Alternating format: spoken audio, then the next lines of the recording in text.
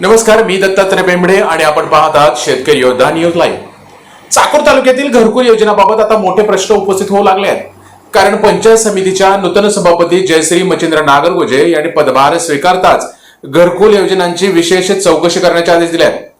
यासाठी स्वतंत्र चौकशी समितीची नियुक्ती करण्यात आली आहे. उपलब्ध आकडेवारीनुसार सन 2023-24 ते 25-26 या कालावधीत तालुक्यात तब्बल 9,655 घरकुलांना मंजुरी देण्यात आली आहे. त्यापैकी 7,770 लाभार्थ्यांना पहिला हप्ता, 4,188 लाभार्थ्यांना दुसरा हप्ता, 1,980 लाभार्थ्यांना तिसरा हप्ता तर 200 लाभार्थ्यांना चौथा हप्ता वितरित करण्यात आलाय. एका घरकुलासाठी 1,20,000 रुपये अनुदान आणि 28,000 रुपये मजुरी असे मिळून जवळपास 1,48,000 रुपये खर्च केले जातात. म्हणजे या योजनेत कोट्यवधी रुपयाचा निधी खर्च झालाय. मात्र आता प्रश्न असा आहे की ज्या घरकुलांसाठी इतका मोठा निधी खर्च झाला त्या सर्व घरकुलांची प्रत्यक्ष पडताळणी झाली होती का? पाया भरल्यापासून ते घर पूर्ण होईपर्यंत प्रत्येक टप्प्यावर शासनाच्या विविध यंत्रणांची पाहणी आणि मंजुरी आवश्यक असते. मग आज चौकशी वेळ का आली आहे? काही ठिकाणी नवीन घरकुलाऐवजी जुन्या घरांच्या डागडुजी करून निधी उचलण्याचा चर्चा सुरू आहे.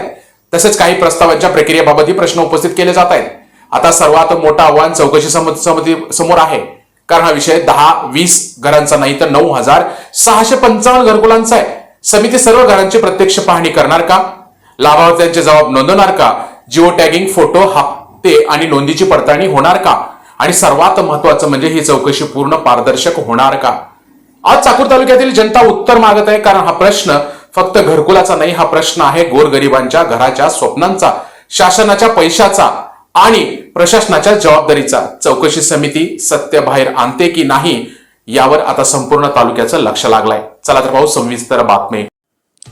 चाकूर पंचायत समितीच्या नूतन सभापती जयश्री मच्छिंद्र नागरगोजे यांनी पदभार स्वीकारताच घरकुल योजनावर मोठा धडाका दिलाय. पहिल्याच बैठकीत विशेष चौकशी समिती गठीत करण्यात आल्याने प्रशासनात खळबळ उडाली आहे. चाकूर तालुक्यात तब्बल 9,655 घरकुलांना मंजुरी देण्यात आली असून हजारो लाभार्थ्यांना विविध टप्प्याचे हप्ते वितरण झाले आहेत. एका घरकुलासाठी 1,48,000 रुपयापर्यंतचा खर्च होत असताना आता अनेक गंभीर प्रश्न उपस्थित होत आहेत. ज्या घरकुलासाठी निधी वितरित झाला ती घरे प्रत्यक्षात उभी आहेत का? पाया भरला होता का? भिंती आणि संपूर्ण बांधकाम झालं होतं का? आता सर्वांचे लक्ष या चौकशीकडे लागलंय. कारण हा विषय केवळ घरकुलांचा नाही, हा विषय आहे कोट्यवधी रुपयाच्या निधीचा आणि हजारो गोरगरिबांच्या स्वप्नांचा. सत्य बाहेर येणार की सत्य लपवलं जाणार? कॅमेरामॅन आर्यनसह शेतकरी योद्धा न्यूज लाईव्ह, चाकूर.